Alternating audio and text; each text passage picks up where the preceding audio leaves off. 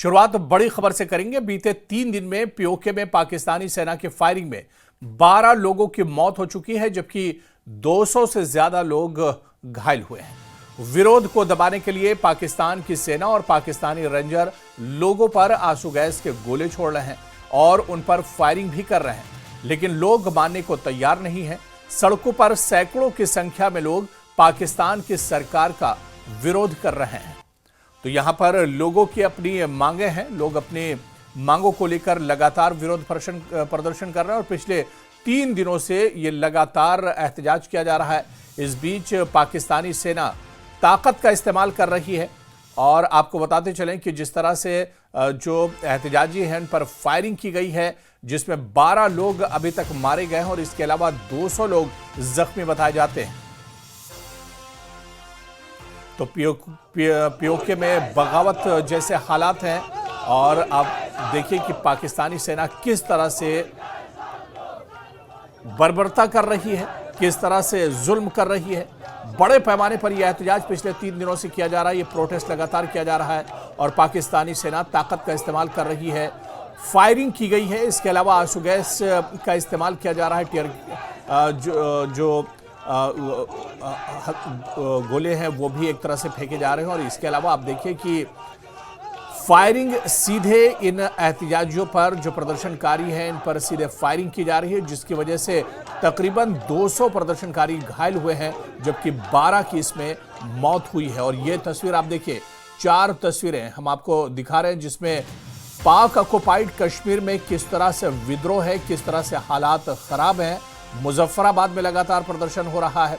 इसके अलावा पाकिस्तानी रेंजर्स लगातार की पिटाई हुई है और इस झड़प में किस तरह से लोग घायल हुए हैं।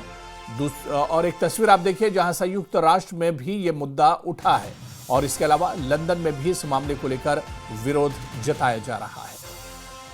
तो पाक ऑक्युपाइड कश्मीर यानी पीओके में लगातार हालात खराब हैं और यहां पर लोगों की आवाज दबाने के लिए, जो एहतजाजी हैं प्रदर्शनकारी, उनकी आवाज दबाने के लिए ताकत का इस्तेमाल सेना की तरफ से किया जा रहा है। और ये तस्वीरें खुद बता रही हैं कि किस तरह से सेना इस एहतजाज और प्रोटेस्ट को दबाने की कोशिश कर रही है। बड़ी संख्या में लोग प्रोटेस्ट कर रहे हैं, एहतजाज कर रहे हैं और इस बीच पुलिस ने फायरिंग भी की है। पिछले 3 दिनों से लगातार ये प्रोटेस्ट चल रहा है। तो पाकिस्तानी सेना की फायरिंग में 200 से ज्यादा लोग अब तक घायल हुए हैं। सेना ने निहत्थे लोगों पर गोलियां चलाई हैं। पीओके में प्रदर्शनकारियों पर फायरिंग की गई है सेना की तरफ से। तो पीओके में पाकिस्तानी सेना की फायरिंग में अब तक 12 लोग मारे गए हैं, 12 लोगों की मौत हुई है, जबकि 200 से ज्यादा लोग इसमें घायल बताए जाते हैं।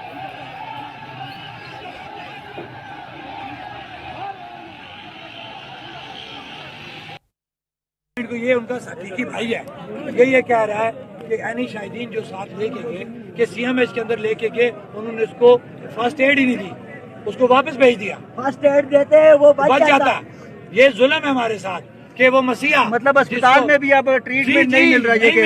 ये एनी शाहिदीन है, ये भाई है उसका सका, जो लेके गए कि उन्होंने अस्पताल से वापस भेजा। जब वो वापस नीलम पुल पे पहुंचा, उसकी सांसें चल रही थी। इससे बड़ा जुल्म हमारे लिए और क्या होगा। मेरा मुतालबा है पूरी दुनिया से कि पाकिस्तान को इस जुल्म और जबर से रोके। हमारे कश्मीर के अंदर पाकिस्तान की सिक्योरिटी फोर्सेस जो हैं वो कत्लेआम कर रही हैं। दुनिया वाले नोटिस उठाएं और पाकिस्तान को रोकें। अगर पाकिस्तान को रोका ना गया तो ना जाने कितने और कश्मीरियों के जो है वो उनको कत्ल किया जाएगा, उनके घर बर्बाद कर दिए जाएंगे। इस वक्त पूरा जो है अपना पाकिस्तानी ज़ेर इंतजाम कश्मीर बंदूकों के साए में है। लोग खौफ की जिंदगी बसर कर रहे हैं और हमारी कोई बात सुनने के लिए तैयार नहीं। मतलब पाकिस्तान के कब्जे वाले कश्मीर में विद्रोह की जो आग सुलग रही थी वो अब विकराल ज्वाला में बदलने लगी। वहां के कोटली, मुजफ्फराबाद और रावलाकोट समेत कई शहरों में लोग पाकिस्तान की सरकार और सेना के खिलाफ सड़कों पर उतर आए। कोटली में तो JKAAC यानी जम्मू कश्मीर अवामी एक्शन कमेटी के लोगों को रोकने के लिए वहां की पुलिस ने बड़े बड़े कंटेनरों से रास्ता बंद कर दिया था, लेकिन प्रदर्शनकारियों ने उन कंटेनरों को उठाकर पुल से नीचे फेंक दिया। कोटली में पिछले कुछ दिनों से लगातार प्रदर्शन जारी हैं, जिन्हें दबाने के लिए वहां मोबाइल और इंटरनेट सेवा बंद कर दी गई थी। इसके खिलाफ भी वहां के लोगों का गुस्सा जमकर फूटा। अगर मोबाइल सर्विसेज बहाल ना हुई और बेहतर तरीके से बहाल ना हुई तो जिसके घर के पास टावर है उसे उखाड़ के फेंक देना। कुछ ऐसी ही तस्वीरें रावला कोट से भी सामने आईं। वहां एक चौक पर हजारों की तादाद में लोग इकट्ठा हुए। उन लोगों ने पाकिस्तान से आजादी के नारे लगाए। उन्होंने ये चेतावनी दी कि जब तक उनकी मांगे नहीं मानी जाती पीओके बंद रहेगा। पूरा कश्मीर, पूरा कश्मीर। इस बीच जेकेएसी के नेताओं ने पीओके के लोगों से अपील की कि वो मुजफ्फराबाद की तरफ बढ़ें। उनकी कोशिश थी कि पीओके के अलग अलग हिस्सों से आए लोगों के जरिए पाकिस्तान की सरकार और सेना पर दबाव बनाया जा सके। और उधर पाक ऑक्युपाइड कश्मीर की जनता ने अपने अधिकारों के लिए पाकिस्तान के खिलाफ मोर्चा खोल दिया है। कई जगह पाक रेंजर और पीओके के लोगों में झड़प हुई है। लोगों में इतना गुस्सा है कि वो पाकिस्तानी रेंजर्स को भी बख्शने के मूड में नहीं है। सोशल मीडिया पर एक वायरल वीडियो में कई घायल पाकिस्तानी रेंजर्स कराहते हुए दिखाई दे रहे हैं। तो प्रदर्शनकारियों के साथ दरअसल ये रेंजर्स भिड़े थे जिन्हें काफी चोटें आई हैं और इन रेंजर्स को भी प्रदर्शनकारियों ने नहीं बख्शा है, क्योंकि लगातार ये प्रदर्शनकारियों पर दबाव बना रहे थे, जिसके चलते ये मुठभेड़ हुई और इस मुठभेड़ में कई जो पाकिस्तानी सेना के रेंजर्स हैं वो घायल हुए हैं। तो पाक रेंजर्स के खिलाफ भी लोगों का गुस्सा निकल कर आया है और जनता ने पाक रेंजर्स के खिलाफ भी मोर्चा खोल दिया है।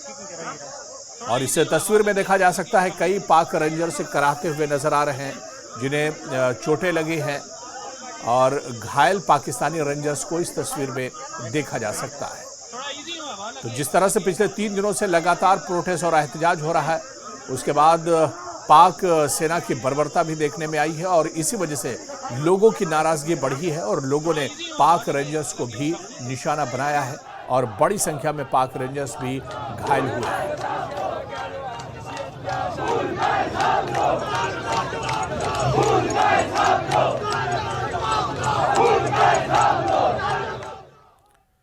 और उधर पीओके में पाकिस्तानी सेना की बर्बरता का मुद्दा संयुक्त राष्ट्र मानवाधिकार परिषद में भी उठा। यूके पीएनपी के नेता सरदार नासिर अजीज खान ने पाकिस्तान की सरकार से ज्वाइंट अवामी एक्शन कमेटी की मांगे तुरंत लागू करने को कहा है।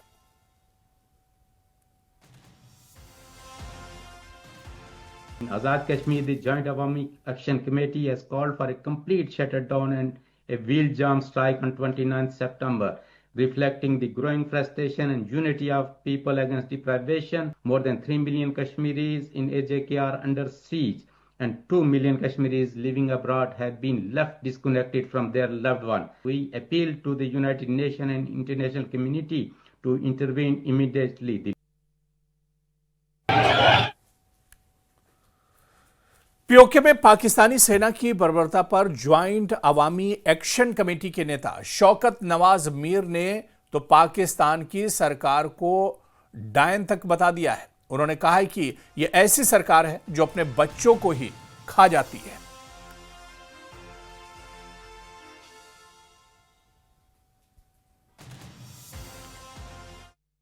ये डायन बन चुकी है, डायन अपने बच्चों को खाती है। ये रियासत जो है इस वक्त अपने बच्चों को, अवाम को मारने पे तुली हुई है, लिहाजा ये मारेगी भी और उसकी आवाज कहीं बाहर न जाए, इसलिए उन्हें मीडिया भी बंद कर। अगला प्लान क्या है? अगला प्लान ये इंडिया को कहते हैं ना जालिम जाबर है, और वहाँ तो काफर है, हिंदू है, वो तो जुल्म करेगा। इनसे क्यों पूछो भाई तुम क्या हो? तुम मुसलमान होते हुए इस जिसको तुम 100 कार्ड आजाद कश्मीर कहते हो, ये आजाद नहीं है। ये तुमने इसको पाबंद करके रखा हुआ है, लोगों की तमाम आवाजों को बंद करके रखा है और तुम ढोंग रचा रहे हो जनाब। ये खित्ता हमने आजाद करके रखा है। क्योंकि मुजफ्फराबाद में बढ़ती भीड़ से बौखलाई वहां की पुलिस ने प्रदर्शनकारियों पर गोलियां चला दी। जेकेएसी ने पाकिस्तान के लोगों से अपील की थी कि वो अलग अलग शहरों से मुजफ्फराबाद पहुंचें। जब लोग पहुंचे तो उनका सामना वहां मौजूद पुलिस वालों से और पाकिस्तानी सुरक्षा बल के जवानों से हुआ, जिन्होंने फायरिंग कर 2 प्रदर्शनकारियों की जान ले ली। इसके अलावा कई लोग बुरी तरह जख्मी बताए गए। प्रदर्शन के दौरान घायल हुए लोगों को बाकी लोग किसी तरह एम्बुलेंस में बैठाकर अस्पताल ले गए।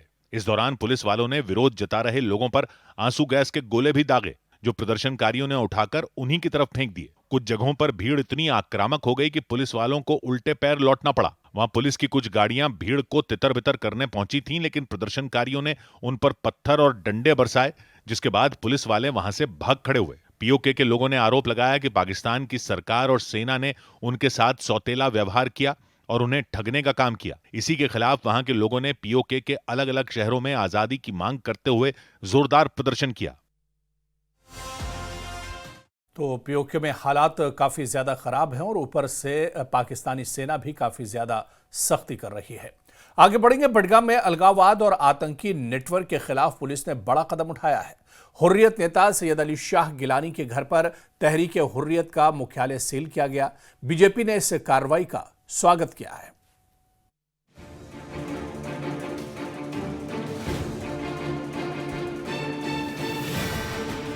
बडगाम के हैदरपोरा में पुलिस ने तहरीक हुर्रियत के मुख्यालय को सील कर दिया। ये मुख्यालय दिवंगत हुर्रियत नेता सैयद अली शाह गिलानी के घर पर था। पुलिस ने 3 मंजिला इस इमारत को कुर्क किया क्योंकि इसका इस्तेमाल प्रतिबंधित संगठन के तौर पर किया जा रहा था। इस कदम के जरिए सुरक्षा एजेंसियां अलगाववादी नेटवर्क और आतंकवाद से जुड़े ठिकानों पर नजर रखना चाहती है। सोपोर में भी पुलिस ने जमाते इस्लामी से जुड़े लोगों के घरों पर तलाशी अभियान चलाया। ये कार्रवाई इलाके में अलगाववाद और आतंकवाद को कमजोर करने के उद्देश्य से की गई है, ताकि स्थानीय सुरक्षा और शांति बनाए रखी जा सके। अधिकारियों का कहना है कि इस तरह की कार्रवाई से प्रतिबंधित संगठनों की गतिविधियों पर नियंत्रण मुमकिन होगा।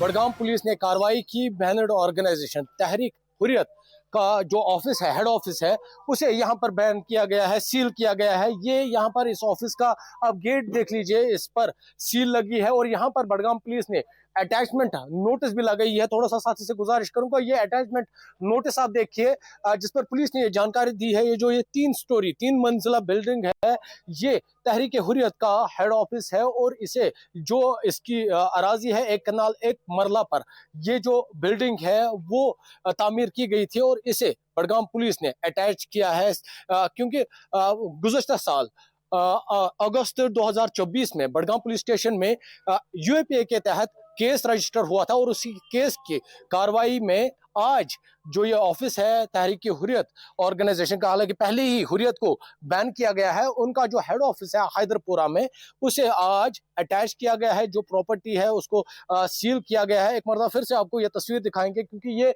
गेट है यहाँ पर, आप देखिए इसको सील किया गया है और साथ ही अटैचमेंट जो नोटिस है वो भी यहाँ पर लगाई गई है। थोड़ा सा आपको जो बिल्डिंग है इसकी भी तस्वीर है आपको दिखाएंगे, क्योंकि रहमताबाद हैदरपुरा में ये जो इमारत थी, ये जो ऑफिस है, ये मौजूद था। तहरीक हुर्रियत कॉन्फ्रेंस का ये ऑफिस है और बडगाम पुलिस ने इसे अटैच किया है और इसका जो गेट है उसको सील किया गया है। जैसे मैंने पहले ही कहा, गुज़श्ता बरस 8 जो अगस्त है 2024, तब यूएपी के तहत कार्रवाई हुई थी, केस रजिस्टर हुआ था और उसी केस की कार्रवाई में इस जो ये प्रॉपर्टी है इसे अटैच किया गया है। इस कार्रवाई पर बीजेपी नेता और प्रवक्ता अल्ताफ ठाकुर ने प्रतिक्रिया दी। उन्होंने कहा, हम इस कदम का पूरा स्वागत करते हैं और भविष्य में भी ऐसी कार्रवाई होनी चाहिए। ये वही लोग हैं जिन्होंने 40 साल तक अपनी निजी एजेंडों के लिए कश्मीर को नुकसान पहुँचाया, चाहे वो पत्थरबाज हो या जिन युवाओं ने अपनी जान गंवाई। उन्होंने आतंकवाद को बढ़ावा दिया और अब इसके लिए उन्हें जवाबदेह ठहराया जाना चाहिए।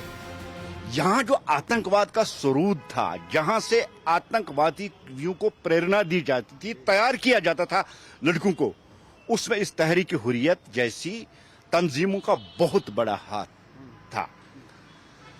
हजारों की तादाद में आज अगर कश्मीर में नौजवान दहशतगर्दों की सफों में शामिल हुए तो उनके पीछे यही तहरीक हुर्रियत, मसरत आलम, सैयद अली शाह गिलानी, अवामी एक्शन कमेटी, ऐसे मुख्तलिफ ग्रुप्स थे जिन्होंने कश्मीरी बच्चों को आतंकवाद की प्रेरणा देकर आतंकवाद में शामिल करा दिया और हजारों बच्चों का यहाँ कत्लेआम इन्होंने किया।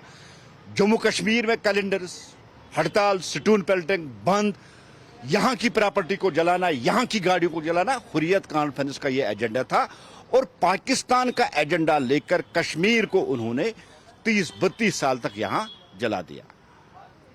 और जिस तरह से ये सरूद, जिसको हम कह सकते हैं, ये सोर्स था दहशतगर्दी का, दहशतगर्दी के सरूद को खत्म करना दहशतगर्दी को खत्म करने के बराबर है।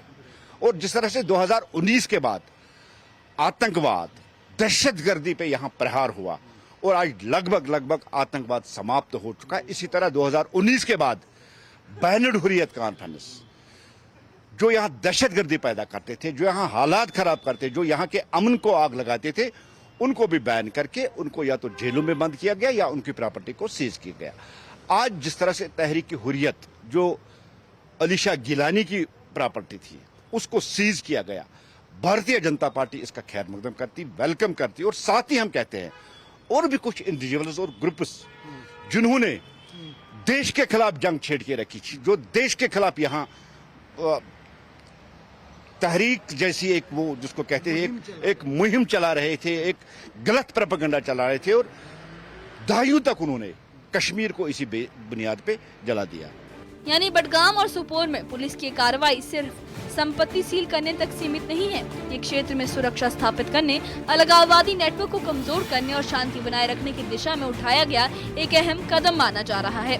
बीजेपी ने इस कार्रवाई का स्वागत किया है और नेताओं ने ये साफ किया कि ऐसे संगठन और उनके तत्व कश्मीर की शांति और सुरक्षा के लिए खतरा है। अब ये देखना बाकी है कि प्रशासन और सुरक्षा बल आने वाले दिनों में और कौन से कदम उठाते हैं और किस तरह से क्षेत्रीय सुरक्षा सुनिश्चित करते हैं। Bureau report, news 18।